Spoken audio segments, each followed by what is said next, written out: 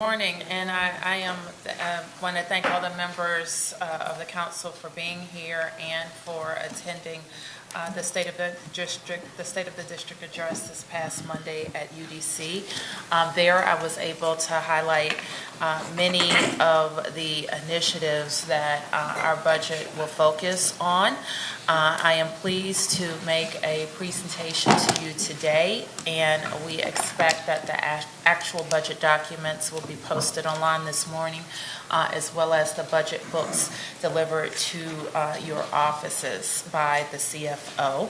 And I am hopeful, too, that members of the public are watching on Channel 16, and I know that there is some overflow space available in the conference room behind us, and also in, what do we call that room? In 527.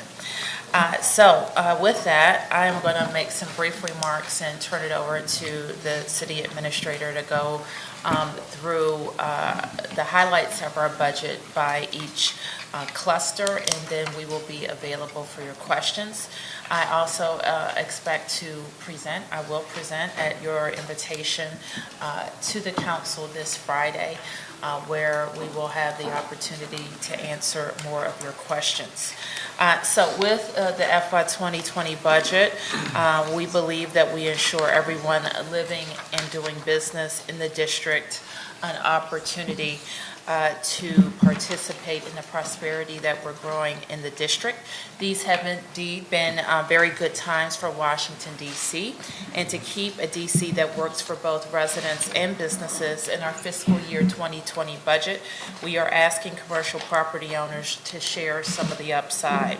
By capturing more from commercial real estate transactions, we will be able to invest more in affordable housing, which has been a call that we have heard from every sector of the district and every sector of our economy.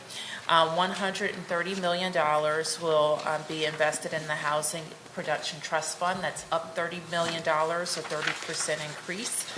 We will have a $5 million increase in the Housing Preservation Fund.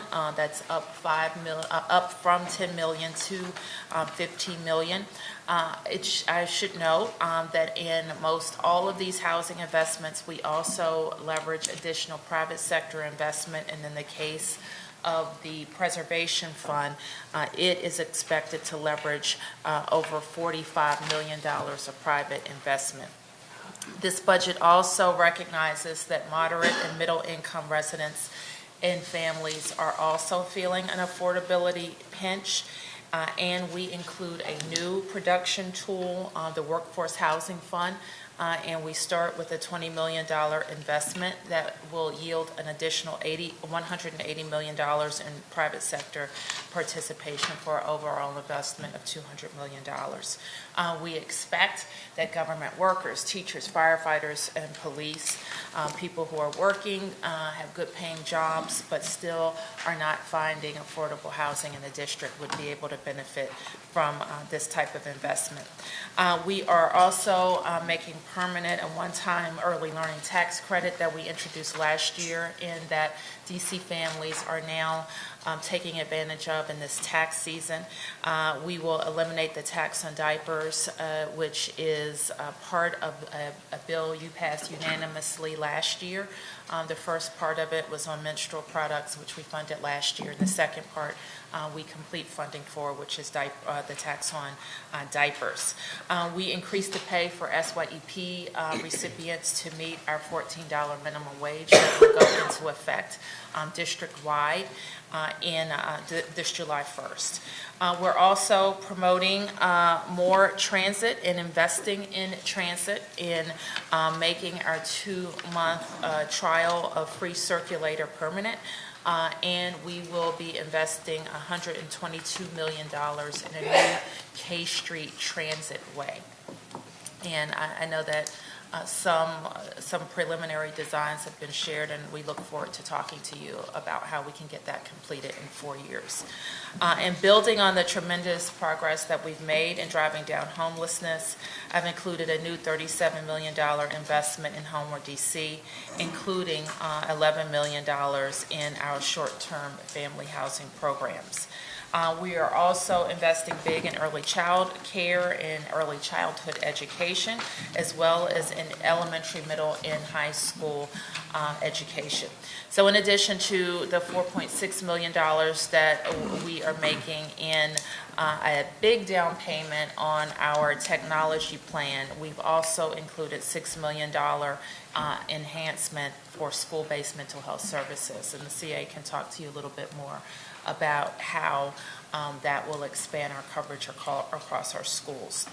I also am very focused on how we will continue to tackle violent crime and drive down violent crime in our city, both on the policing side and healing side.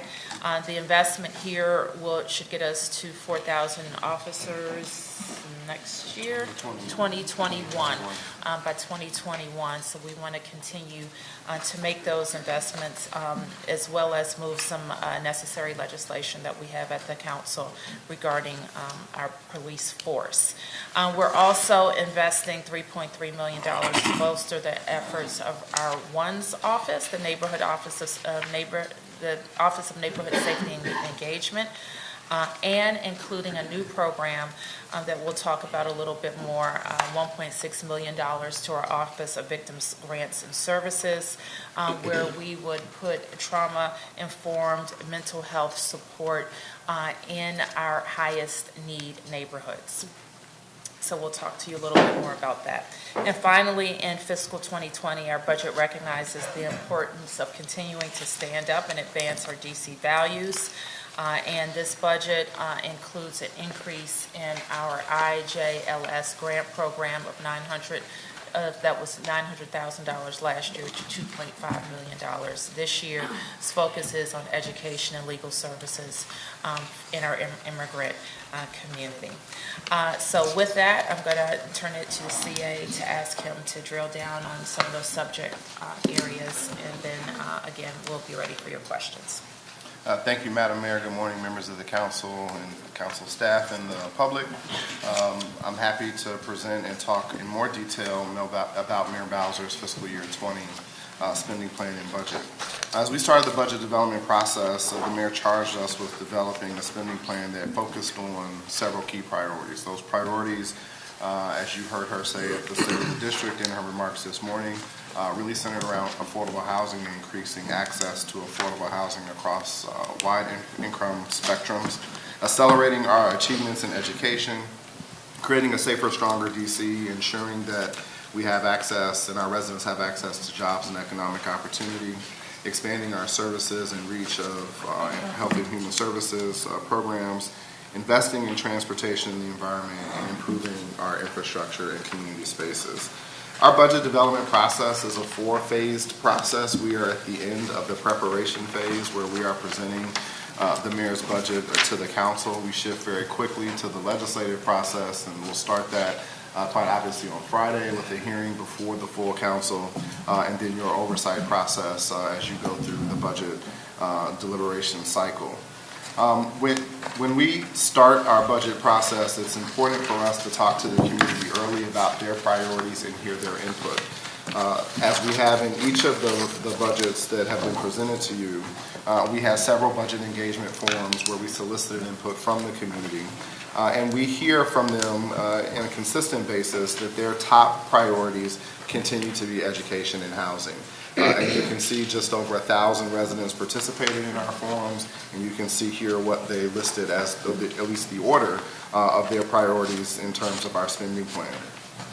This year's fiscal year 20 budget, total sources, gross funds is $15.5 billion. 56% of that, or $8.5 billion, are made up of local funds. 22%, or $3.4 billion, are our federal grants and Medicaid expenditures, and you can see the other categories and allocations so listed. The uses of those funds are consistent as they have been in years past, where 33% or $5 billion of those are for the human support services system, 2.7 or 18% of those for the public education system, then our enterprise funds, financing, and you can see the other categories listed for our gross funds use. We'll spend most of our time this morning and probably on Friday, subject to your questions, talking about the local funds budget, which is $8.6 billion in fiscal year 20. The allocation there is consistent as it has been in years past, with 27% or 2.3, nearly 2.4 billion supporting the public education system, 25% or 2.1 billion supporting human support services, 1.1 billion or 14% for public safety and justice, and you can see the other categories that make up the local uses there. When we look at the year-over-year change in our budget, there are some significant cost drivers that we view as non-discretionary, or there is very little discretion or fixed costs. And those categories or those items approximate $363.5 million, or 67% of the year-over-year growth are attributed to these factors here. So $71.2 million to fully fund the capital plan, including $54.6 for our debt service costs, $56.4 million for public schools, $55.4 for payments. This is an increase in payments to WMATA for the 3% annual subsidy growth and other WMATA programs that we fund locally. $46.7 million in healthcare finance costs, primarily driven by additional expenditures in Medicaid and the growth of Alliance participation. $37 million in new funding for Homeward DC, to include $11 million in operating costs for the 3 short-term family housing centers that are currently online. $36.3 million in the Workforce Investments Fund to fully fund current and proposed labor agreements with our employees. $30.5 million increase in the Housing Production Trust Fund to ensure $130 million in total funding, and then an additional $30 million to support the continued operations of the United Medical Center while we continue to work on our new hospital strategy with our partners. Some highlights in this fiscal year 20 spending plan, as the mayor has noted, $130 million for the Housing Production Trust Fund, which represents a $30 million increase over fiscal year 19, and $15 million for the Housing Preservation Fund, which is a $5 million increase, $20 million for the new Workforce Housing Fund, and $37 million funds to continue our work with Homeward DC. In our Safer, Stronger investments, to just highlight $3 million to hire new police officers so that we can get to the goal of 4,000 officers by 2021, $1.6 million to build 3 new place-based trauma-informed care centers in our neighborhoods so that we can have trauma services and clinicians in the communities where residents need them most. $56 million increase in schools, $3.1 million to continue free DC circulator service in fiscal year 20, $5 million increase in the child care assistance subsidy rate to help families find high quality affordable care.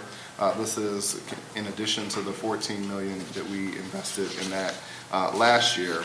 And it makes permanent the $1,000 Keep Child Care Affordable Tax Credit and repeals the sales tax on diapers. There's a $4.7 million investment in this budget for Families First DC. This is a new plan that will help us support our families and communities in stabilization by providing integrated services and a community-based approach. So we envision having physical centers in many of our neighborhoods where we have wraparound services and integrated services among social services and trauma-informed care activities to occur in one place. In the housing space, we've talked about this, and the mayor has asked our business community and partners to share in the prosperity and growth that's taking place all across our city in order to be able to invest additional resources in affordable housing. And so those changes to generate additional revenue will generate $103 million for the affordable housing initiatives that we talked about before. That specifically keeps the commercial property tax rate at 1.89%. and it increases the deed and recordation transfer tax on commercial sales above $2 million, changing that rate from 1.45% to 2.5%. We've talked about the increase in the Housing Production Trust Fund, the Housing Preservation Fund, which we anticipate leveraging on a 3-to-1 basis, and the new Workforce Housing Fund, which we anticipate leveraging on a 9-to-1 basis for more than $200 million in additional investments in affordable housing. In the capital program in the housing investments, there's $75 million to continue to fund new communities, and we expand the Keep Housing Affordable, also known as Schedule H tax credit, by $5.2 million by raising both the credit amount and the income threshold for eligibility. In the education space, we're investing $1.8 billion for educational services to support the almost 96,000 DC public traditional and charter school students. This results in a 2.2% increase in the UPSFF formula. We're investing $4.6 million to provide laptops or devices to every 3rd, 6th, and 9th grader in DCPS with a plan to equip all students in grades 3 through 12 with those devices by fiscal year 22. $2.9 million for enhanced school safety, and this will allow us to make sure that all the locking mechanisms and the doors in our schools are appropriate and adequate.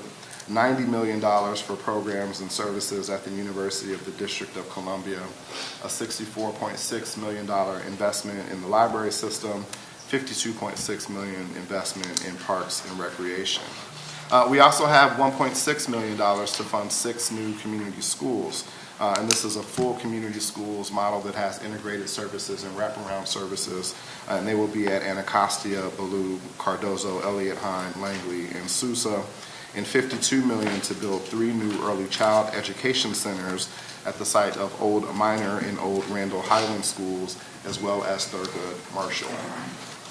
In the public safety space, we're adding $3.5 million to fund 4 additional ambulance units, and this will include 45 additional firefighter paramedics or firefighter EMTs, $3 million to reach our path to 4,000 officers by 21, $2.5 million increase for community-based grants that will expand not only the number of neighborhoods served by the Office of Neighborhood Safety and Engagement, but deepen the services for those communities that they already serve. A $500,000 grant that will go through OVSJG to support returning citizens, $65.5 million to purchase fire and EMS trucks and ambulances to make sure that we have the fleet readiness that we need in FEMS. $77.4 million is in the capital budget over the 6-year plan to upgrade critical building systems at the jail, and there's $822,000 to expand outreach in the credible messenger programming through DYRS. In the health and human services space, we mentioned earlier the $37 million investment in Homeward DC. We're really trying to advance our investments in the single system as we've spent the prior years really focusing on system reform in the family system and significant investments in the short-term family housing framework. $6 million for increases in school mental health services. This will allow us to add 67 more schools for those services for a total of 119 in fiscal year 20. This is part of our 3-year plan to provide those services according to the work group that was formed last year in the schools that need them most. And $1 million for a 24-hour mobile crisis outreach team that will be on the ready to provide crisis services for our residents.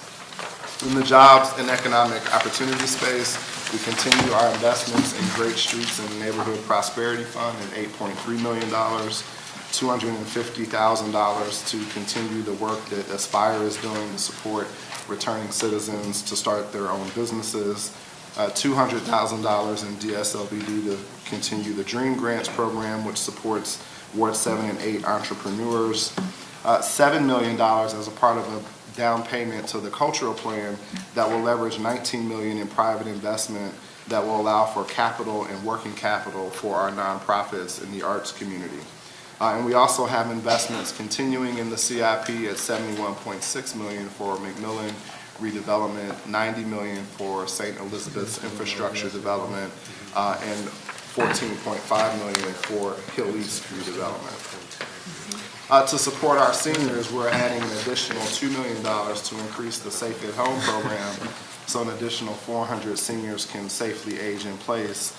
We have a new initiative that provides $500,000 in grants to support senior dental health, $100,000 to fund a citywide assessment of efforts to address dementia, and faster delivery of the Senior Wellness Center in Ward 8, moving that project up by 2 years earlier than previously planned. And I mentioned the KEEP affordable housing tax credit that will support our seniors as well. In the transportation and environment investment area, we have $65 million for new Vision Zero improvements to roadways and intersections, bike lanes, and trails. $188 million is continued to support the DC streetcar expansion to the Benning Road Metro Station, and $122 million to create a K Street Transit Way. I mentioned the $3.1 million to offer free DC circulator services, bus services, $13 million for a new Ward 7 circulator route, and $200,000 to increase to the Vets Ride Free program. We're adding $2.8 million to increase our towing services during rush hour and create new bike lane enforcement team to support safer commutes for residents. $10 million that will add 18 new stations to Capital Bike Share in 2020, and $60 million to continue the cleanup of the Anacostia River, including the environmental remediation work needed at Poplar Point and at Kenilworth Park. $3 million to install electric vehicle charging stations at district agencies and to grow our fleet, and $13 million to continue energy efficiency retrofits at district buildings. This budget proposal also supports the full implementation of the Clean Energy Act that was recently passed by the council. In the government operations space, we have $3.2 million to increase the Fair Elections Amendment Act. $3.2 million increase to fund the Fair Elections Amendment Act. Is that just for 20? Is that for upcoming? This is for fiscal year 20. $952,000 to continue the statehood education campaign initiative, and $111,000 to hire a new lead sexual harassment policy officer that will assist our agencies to comply with the mayor's sexual harassment policy. $14.3 million to support our cybersecurity preparedness and incident response capabilities, and a $2.4 million increase to support our snow and ice removal program at DPW and DDOT. The capital budget for the 6-year plan for fiscal year 20 to 25 is $8.4 billion. 47% of that will be GO or income tax supported debt. The uses for the capital budget in terms of fund allocation are consistent as they have been in prior years, with the largest share of that going to the projects and programs that are implemented by the District Department of Transportation, of $3 billion, which represents nearly 37% of our capital spend. WMATA is second at 20% or $1.7 billion, and then the school system is at $1.3 billion or 16% to continue our modernization and renovation programs. And you can see the other allocations that make up that 8.4 over the 6-year plan as so listed. Just a few highlights in the capital budget investments. We have $468 million allocated over the 6-year plan to continue to fix our roads, sidewalks, and alleys. This will put us on pace to nearly eliminate all of those poorly conditioned, poorly rated roads, alleys, and sidewalks by fiscal year 25. $1.3 billion, as I mentioned, over the next 6 years for school modernization and capital maintenance, including the 3 new early childhood education centers that I talked about earlier. $317 million for investments in parks and recreation facilities across the city, including the renovation of the Therapeutic Recreation Center, which was in the last CIP. New to the CIP is the renovation of the Douglas Community Center in Ward 8, the Brentwood Recreation Center in Ward 5, the Rosedale Pool in the Tacoma, which is in Ward 6, and the Tacoma Aquatic Center in Ward 4. $240 million of investments in streetscapes, tree planting, and urban forestry, which includes the reconstruction of the Dave Thomas Circle and additional bike and pedestrian investments as well. And we maintain our $326 million investment for a new hospital to be located on the grounds of St. Elizabeth's East. So we're proud to present this budget. We think it reflects the community's priorities. It reflects a number of the things that the council members also said that was important to them. It certainly reflects the vision of the mayor to make sure that residents across all 8 wards have a fair shot and continue to enjoy and receive a piece of the district's overall prosperity. So with that, we will take your questions. Are there questions from, thank you for the presentation, Mr. Young and Mayor Bowser. Are there questions from members? I think we're first getting this, Councilmember Bonds. Yes, thank you. I wanted to ask about the $468 million for fixing of the roads. Wanted to know if this is enough and how much of it would be spent in the FY 2020? Because this is over a period of, will all of this be spent in this FY year? The 468 is over the 6-year plan. Right. We think that we are making a significant and appropriate investment to address our roads with the capacity that we have to spend the resources. We'll pull for just a second how much we have for fiscal year 20. And our strategy, council member, in each of the budget books, it shows a ward by ward breakdown for investments in local roads, sidewalks, and alleys. And in the last budget, we laid out what it would take for us to address our most difficult roadways in the residential areas. As you recall, our assessment of our main arterials is pretty good. Our residentials, however, we know last year we had about 30% of our residentials that were in poor condition. So the increased investment that you improved last year, we maintain with this budget, and it gets us to a state of good repair by 2024 on all of those poorly rated roads. Okay, I asked because if you look at a roadway like, I think P Street Northwest is a part of our local street. Great from Logan Circle to New Jersey Avenue, and it stops. And then the bump continues to North Capitol. So my question, my real concern is, are there some boundaries that we are adhering to? Because up to New Jersey Avenue and Logan Circle, that's really Ward 2 and 6. When you get to New Jersey, it becomes Ward 5. And so I wondered if there was a ward-type strategy. So perhaps I'll look at the budget book, tell me about the money. But I want to know how we're doing our road repairs. I get so many complaints. The other day, I actually watched someone on a bike hit what looked like a small pothole and fall off their bike in front of me. I love Hondas. I stopped instantly. But, and so it just really concerned me. So I can understand that. And do keep in mind that we're coming out of the winter season. Yes. And our pothole fixing palooza, which it should be starting on Monday, goes into effect. While we had what I would call a mild winter, we didn't have big snows. We had a lot of incidents where we dropped a lot of chemical and salt, and it's expected. They also tell me that this year has been more difficult because of the amount of rain that we had last year, which was a record amount of rain.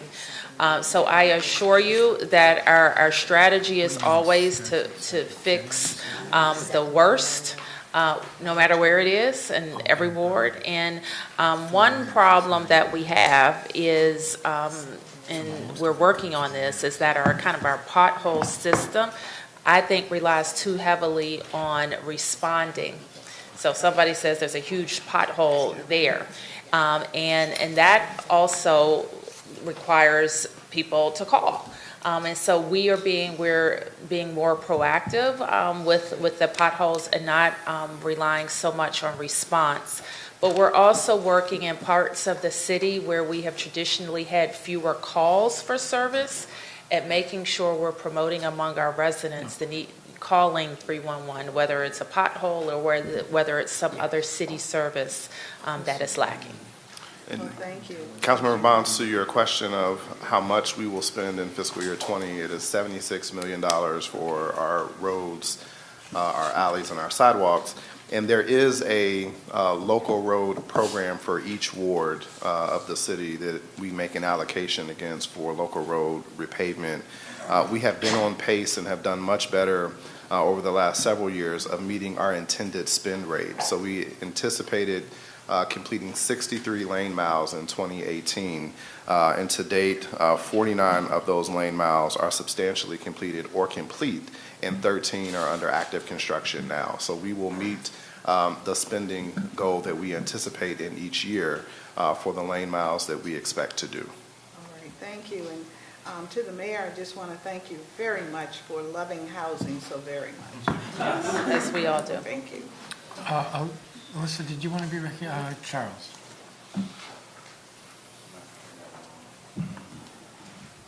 I think so. I can hear you. Okay, I assume you can hear me. Thank you, Madam Mayor, and City Administrator, the whole team. I think I'm encouraged by a lot that's in here, and so I appreciate all the hard work that goes into, of course, creating this. A couple of quick comments and then some questions, and obviously we'll dig deeper into the budget once we have the books and all that. I do appreciate the increased investment in affordable housing and workforce housing. I know we'll certainly hear folks who also say, and how to continue to do more, but I don't want it to be lost that this is a significant investment and increase in that. That's should be noted and appreciated.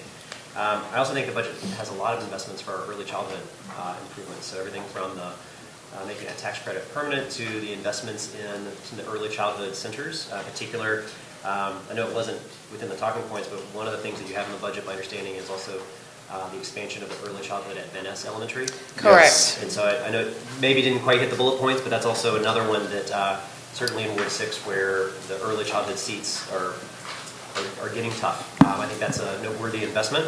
I know turning that old minor school, which has been sitting empty and derelict for 15 years at least now, into something that's going to serve our community. I'd love to get it done faster, but I really appreciate that it's in the budget, which I think is a great step that will help serve folks there. I am intrigued and look forward to learning more about what's all in the transportation budget. I think seeing a lot of the big commitments around Vision Zero and the commitments and funding for our streets and our intersections and our sidewalks and our bike lanes is important.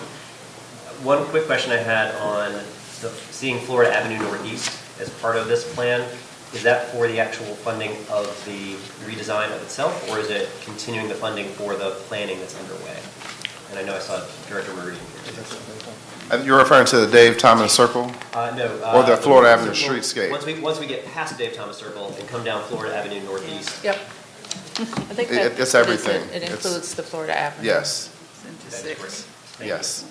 Because once we solve Dave Thomas Circle, then You gotta go beyond it, keep yes. people moving safely Yes. on the sidewalks, which are incredibly narrow there, so that's important. I'll put in one plug as we continue Alley Palooza, and I'm looking forward to that kickoff on Monday. I think that we should also think about how we do a crosswalk palooza. We've got the Alley Palooza, the Pothole Palooza, the number of crosswalks that I see that have just disappeared, either through utility work, they didn't come back and repair it, or through just the use and the traffic that comes through it. I've got intersections all over the place that are just obliterated in terms of a sidewalk or a crosswalk. So I'd love to see how we do that. And then on public safety, a couple of questions, and of course, again, we'll dig deeper into all of this as we have our hearings.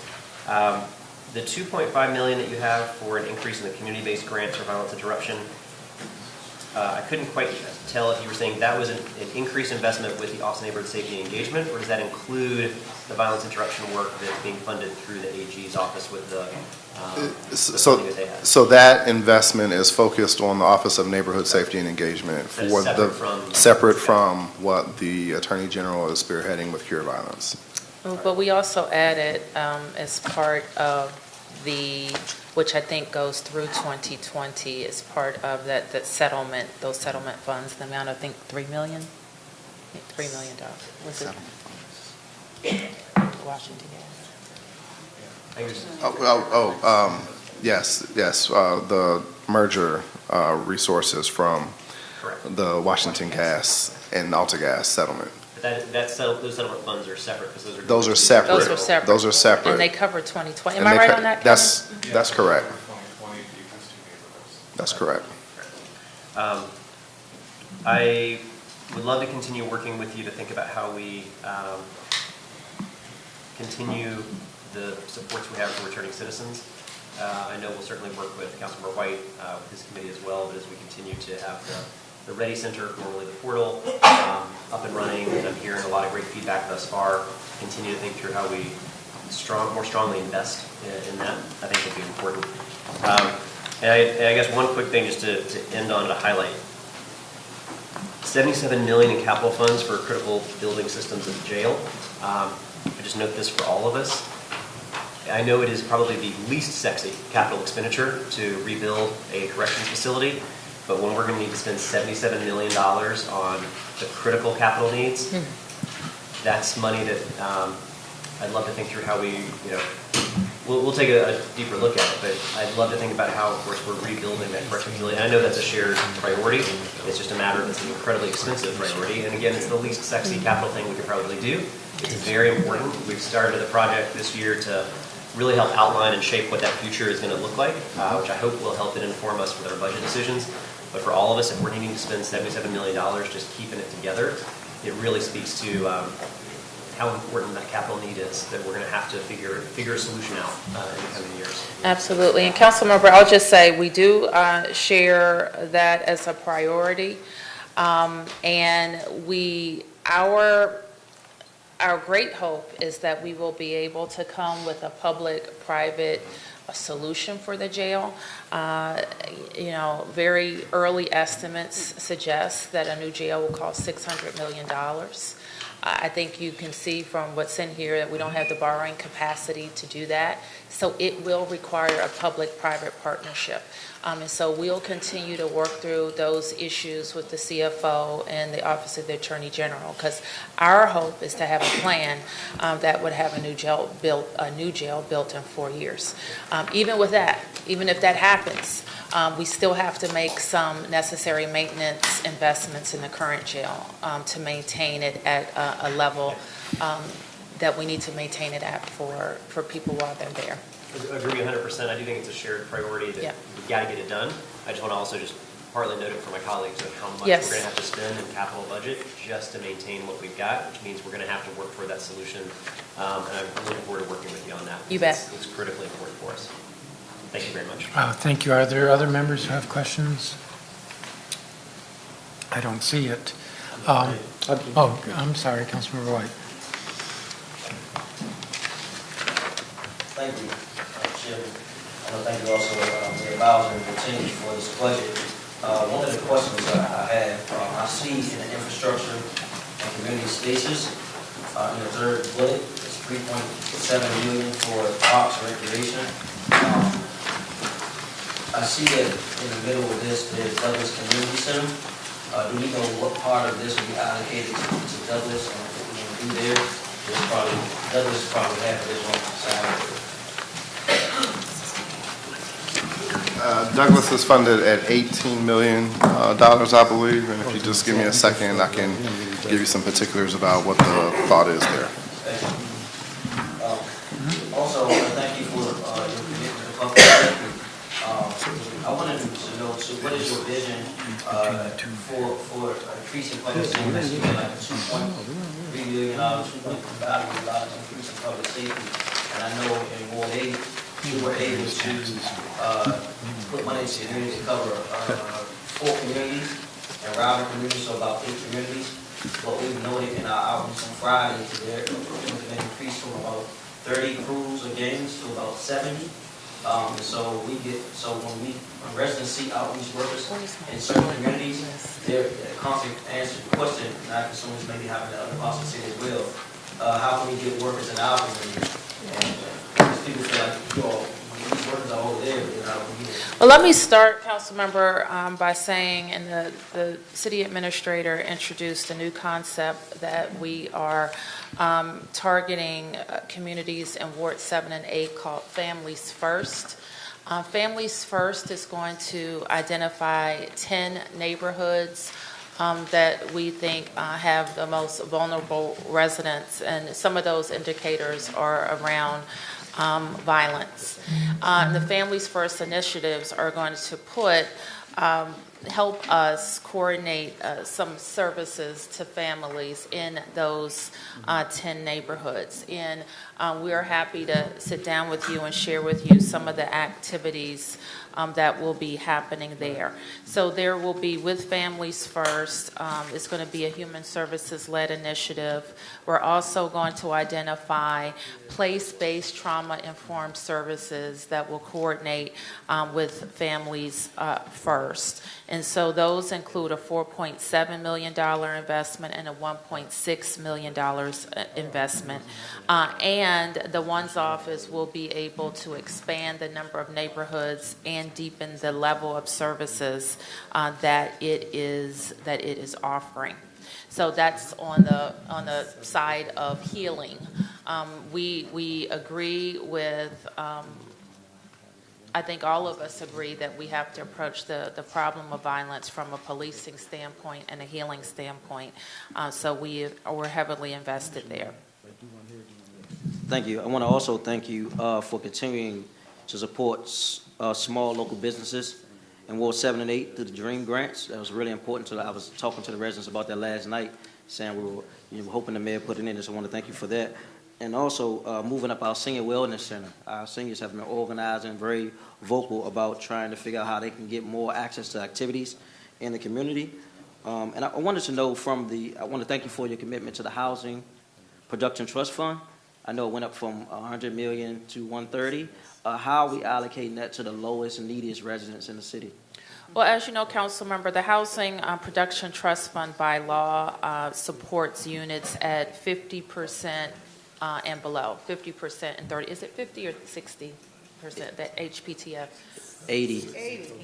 Well, a small band, 30, 60, 80, but the majority of our funding that we've done has been 50 and below. Is that going to be the same percentage projection? Because I haven't seen the actual percentage that have been going from 0 to 30% AMI. Oh, maybe. we can share that with you. Okay. And nothing changes about what the law says, at what AMI we have to invest. So that remains the same, even though we've increased the amount. And the reason why I give some pushback to that, because at one point it's supposed to be 0 to 30, 40%, 31 to 50, 40%, 20% for 80% AMI. And we took a snapshot during one of the hearings, and it was 44% for 80% AMI. And that was really startling to me. So I want to know how we...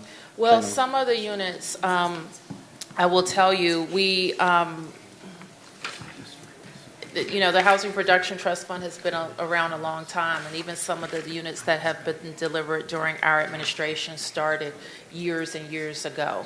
So not all of we found that not all of there wasn't a strict adherence or focus on 50% and below.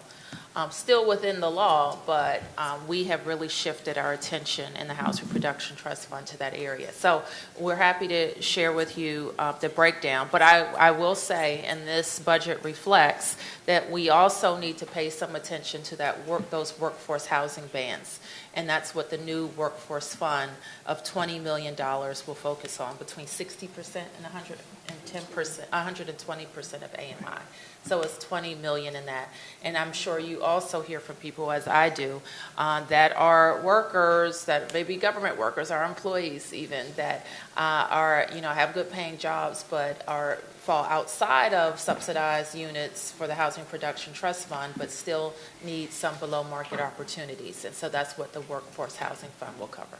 Thank you. One last question. And may I just add one more thing? So keep in mind that there are many other below market opportunities included in this budget as part of the Homeward DC plan. Okay. That includes permanent supportive housing units and all of the other investments that we're making to get people out of homelessness. In addition to the Housing Authority's budget, where we have $1.5 million for additional project-based vouchers, which is by design for the very low income. In Douglas Recreation Center, Councilmember, is a full modernization that would occur there. Excellent. We're happy about that. So I know the council and also you, Mayor Bowser, and your team were talking about equity in the city as relates to, the disparities that's happening. What was your thought process in creating this budget to address some of the inequities happening in the District of Columbia? Well, as I outlined the other night, council member, we're very focused on housing. What we've heard from residents across the city is that is the most significant pinch point. We hear that from our lowest income residents, but we also hear it from moderate and middle income residents too, who are concerned about rising rents. And that's why we expanded Schedule H to help renters and homeowners who experience rising rents as a greater percentage of their income. So we're addressing that. We're also very focused on just how we can put more money in people's pockets, from Kids Friday Free to savings on diapers to the early child care credit to DC Circulator to raising the SYEP pay for our older participants to meet the minimum wage and the like. So there are a number of investments meant to make DC more affordable for singles, for families, you name it. Thank you. Are there any other questions from members? Yes, Mr. McDuffie. I'm sure the mayor didn't want to get out of here before she had the opportunity to talk about Dave Thomas Circle. So I want to give her that opportunity to talk about Dave Thomas Circle. I do understand that there's some funding in there. Obviously, that's been a sore spot for a number of residents, not only in Ward 5, but across the district, and also folks who are coming to the district from outside, and all modes of transportation. I also want to hear if there's anything in your proposed budget for the W Street Trash Transfer Station, which has been a real serious concern for residents of the Brentwood neighborhood for years. I know we've over time given authority for you to exercise eminent domain. I understand there's been some negotiations going on, but I would love to hear if there's anything specifically allocated in the budget to address the concerns there. But I also I should have started by thanking you for this budget, and there are a number of things that I had included in my letter to you with respect to Schedule H, affordable housing. I do note the increases there. I think they're going to be beneficial for residents. The funding for mental health supports that is in the budget, I think, also is noteworthy, and I think a lot of residents will be pleased with that, as well as Thurgood Marshall. And I'll have a follow-up question about Thurgood Marshall specifically, just sort of what the thought is, what the funding is, and what fiscal years the funding actually falls in. Sure. So let me kind of just make a more broad statement about what I think we need to do about gridlock in the city. We are concerned about congestion across the city, and I think I put it among the things that can stifle the growth of the District of Columbia if we don't have a movement across the city. So to get to downtown, for example, from some parts of Ward 7 and 8 could take 45 minutes to an hour. From Upper Northwest, it's the same.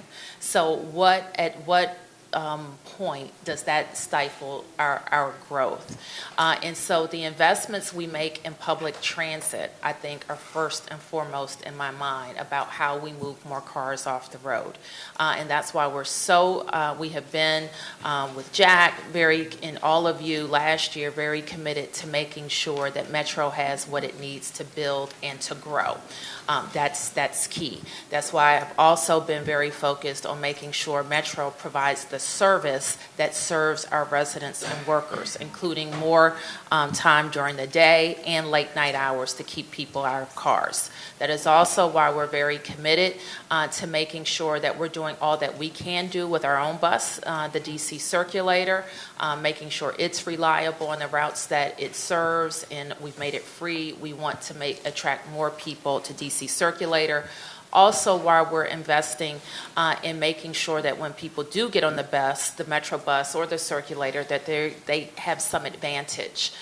We've been working very diligently on a dedicated bus on 16th Street, and we're hopeful that we'll soon be able to implement that. And also, while we've included dedicated bus as a crosstown route for K Street to be designed and planned. Having said that, we also need to make sure that our most dangerous intersections for vehicle travel and most problematic intersections are addressed. Dave Thomas is not an insignificant one. It will involve us acquiring the type of right-of-way that we need to make those improvements, design it, and implement it. And we have included funding for that. Now, it involves some private property negotiations, which we're involved in, and I'm going to leave it at that. And then we will be able to proceed with the investment in changing the circle. But I share your concern about it. On your question about W Street, it is included, but I think it involves, because I think you moved some money from W Street to the archives, which I think we're proposing moving back to W Street, so that we can proceed with also those private property negotiations, and then we'll have to make the archives whole. Is that right? We made the archives whole. So is that? I can talk about Yes. Marshall as well. And W Street. Make So sure at W Street, it has its, you will see in the capital budget, it has its own capital project. It's allocated at $12 million, which we think is what the appraised value is, and we'll go through that process of discussion and negotiation there. For Dave Thomas Circle, we have $35 million in. That is for acquisition in the beginning of design, and we'll go through the negotiations process as the mayor indicated there. For Thurgood Marshall, there was $13 million in the current allotment. There's $6.5 million in fiscal year 20 and an additional $16 million in fiscal year 21.